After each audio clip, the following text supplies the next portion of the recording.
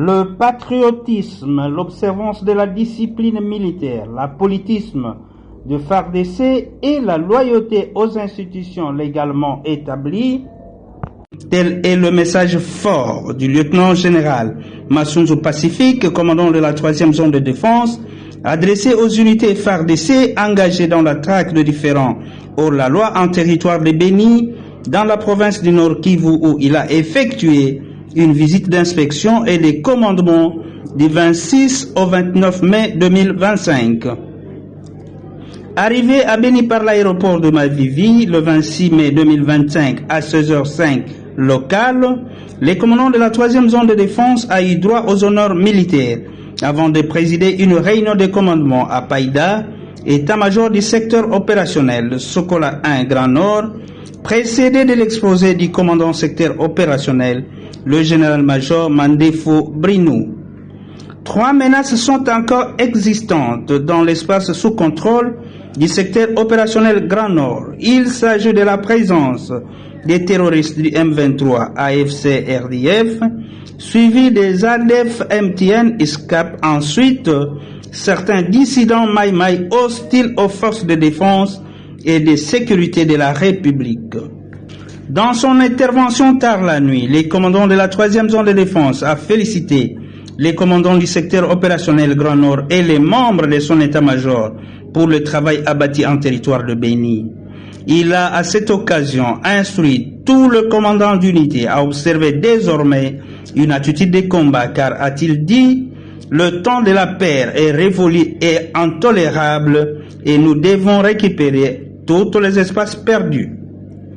Le commandant zone a souligné qu'il est à la tête d'une forte délégation en territoire de Béni pour lui permettre de tâter du doigt personnellement les difficultés que rencontrent les unités FARDC au Grand Nord en vue d'y trouver des solutions appropriées. Enfin, il a insisté que personne d'autre ne viendra combattre et mourir à notre place pour sauver notre patrie en péril. Notez que ce même message était porté au front de Lubero le 27 mai 2025, où la délégation conduite par les commandants zone a effectué un déplacement par route en passant par la ville de Butembo. À Lubero, quartier général avancé du secteur opérationnel Sokola 1 Grand Nord, les commandants de la 3e zone de défense a présidé une réunion de commandement élargie au commandant des bataillons pendant 3 heures. RDC en Ituri, des coups de feu sont entendus ce soir à Nizi, dans le territoire de Djougou. Nos sources parlent d'un accrochage entre les FARDC et des hommes armés dont l'identité reste à découvrir. Elles renseignent aussi que 8 personnes seraient touchées par balles, dont certaines sont mortes, une situation qui a plongé les habitants de ce milieu dans une panique. Pour l'instant, aucune source officielle ne s'est prononcée sur cet incident. De Rachidi Koudra. Le consortium des ONGDH exprime son inquiétude à la suite de l'interpellation, il y a quelques jours, du général Pierre Baniouissaiz, commandant adjoint des opérations militaires à Dingu, à Otuélé, et de sa détention dans un lieu encore inconnu. Dans un communiqué parvenu samedi 31 mai à Radio Okapi, ces activistes des droits de l'homme expliquent que ce haut officier militaire était en attente d'un transfert à l'étranger pour des soins lors de son interpellation. Ces organisations citoyennes réclament la libération du général Pierre Baniouissaiz, comme l'indique Mouké Pablo, de l'ONG Observatoire citoyen des droits et de lutte contre la corruption en RDC, Odiski RDC.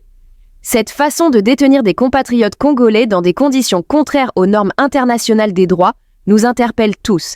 C'est pourquoi nous demandons aux autorités compétentes d'intervenir pour que justice lui soit rendue. S'il y a des choses qu'on lui reproche, qu'il soit déféré devant son juge naturel et que la vérité soit connue de tous.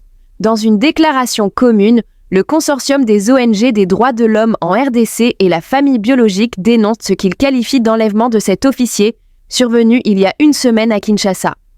Répondant aux vœux de la famille, ces activistes des droits de l'homme en appellent aux autorités du pays pour que cet officier supérieur des FARDC soit remis en liberté afin de poursuivre sa mission de défense de la patrie.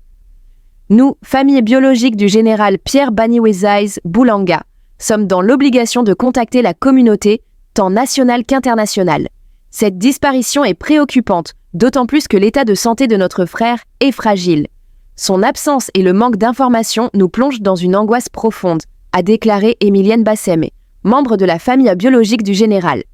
RDC, le vice-ministre du budget, Élisée Bokoumwana, a appelé à la déchéance de la nationalité congolaise de l'ancien président Joseph Kabila, qu'il accuse d'être le principal instigateur du mouvement rebelle M23 AFC, a-t-on appris dimanche à Kinshasa. Dans une déclaration rendue publique, M. Élise Maposo affirme que l'ex-président Joseph Kabila est impliqué dans une stratégie de chaos menée de concert avec le président rwandais Paul Kagame, visant à légitimer les actions du M23 et à favoriser la balkanisation de la République démocratique du Congo. Il ne fait l'ombre d'aucun doute que Joseph Kabila est le vrai patron du M23 AFC, a déclaré le vice-ministre, qualifiant de cérémonie de présentation officielle la récente apparition publique de l'ancien chef de l'État aux côtés des leaders du mouvement rebelle à Goma. Face à ce qu'il considère comme une trahison des idéaux fondateurs de la nation, M. Bokoumwana propose une série de mesures, dont l'ouverture d'un procès contre Joseph Kabila après la levée de ses immunités déjà obtenues. Ce procès devra avoir le mérite de satisfaire la curiosité des Congolais sur la vraie identité de celui qui les aura dirigés pendant plus de 18 ans. La récidive de Joseph Kabila dans le terrorisme contre la RDC, comme c'est le cas aujourd'hui, interpelle la nation tout entière et plus particulièrement les dirigeants, les poussant à s'interroger sur la vraie raison de la déloyauté de Kabila envers la nation. Pour la bonne manifestation de la vérité, la justice devra ordonner qu'un test d'ADN soit réalisé entre Joseph Kabila et les autres enfants de Mézy Laurent Désiré Kabila, et mettre en contribution la dépouille de ce dernier pour que la vérité éclate au grand jour. Convaincu de l'aboutissement concluant de ces enquêtes et examens, il devient impérieux pour la justice de procéder au simple retrait ou à la déchéance de la nationalité congolaise de Joseph Kabila pour avoir usurpé son identité et porté sans qualité la nationalité d'un autre pays. Le moment est très indiqué pour la déposition des témoignages, surtout sur la filiation supposée entre Joseph Kabila et Laurent Désiré Kabila. Le vice-ministre a qualifié ces démarches de solutions pédagogiques face à l'histoire, affirmant qu'elles visent à restaurer la vérité et protéger la souveraineté de l'État. Le chef des forces armées sud-africaines, le général Rudzani Mafwanya, a déclaré ce jeudi que le deuxième contingent militaire encore déployé dans l'est de la République démocratique du Congo, RDC, ne quittera la région qu'après l'acheminement complet de son équipement vers le point de rassemblement fixé en Tanzanie. Cette annonce a été faite à l'occasion de la journée annuelle des casques bleus des Nations Unies, célébrée à la base militaire de De Brugge, à Bloemfontein. Ce retrait progressif fait suite à la directive officielle émise par la Communauté de développement de l'Afrique australe, SADC, en début d'année, exigeant le désengagement total des troupes et du matériel militaire déployé dans l'est de la RDC. Le premier groupe de soldats sud-africains a déjà quitté le territoire congolais, selon la South African National Defence Force, SANDF. Nous sommes à une étape critique du retrait. Plus de 65% de l'équipement des contingents, toutes nationalités confondues, est déjà arrivé au point de rassemblement, a précisé le général Mafwanya. Il a également souligné que les opérations logistiques se poursuivent en étroite collaboration avec le secrétariat de la SADC.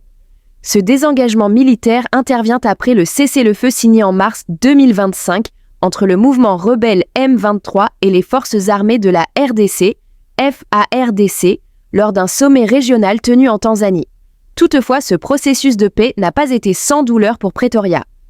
14 soldats sud-africains ont perdu la vie dans la région du Nord Kivu, notamment dans la zone instable de Goma. Rendant hommage aux soldats tombés, le général Mafwanya a déclaré « Tous ceux qui sont morts dans cette mission n'ont pas sacrifié leur vie en vain ». Une cérémonie de dépôt de gerbes a eu lieu en leur mémoire, honorant aussi les policiers et civils ayant servi sous les couleurs de l'ONU. Le général a réaffirmé l'attachement de l'Afrique du Sud aux missions de paix. La paix a un prix élevé, avec des pertes humaines et des échecs.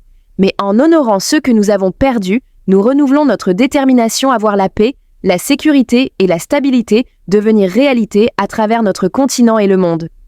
L'Afrique du Sud est un acteur majeur des opérations de maintien de la paix des Nations Unies, avec près de 3 décennies d'engagement, dont la RDC représente la plus importante contribution.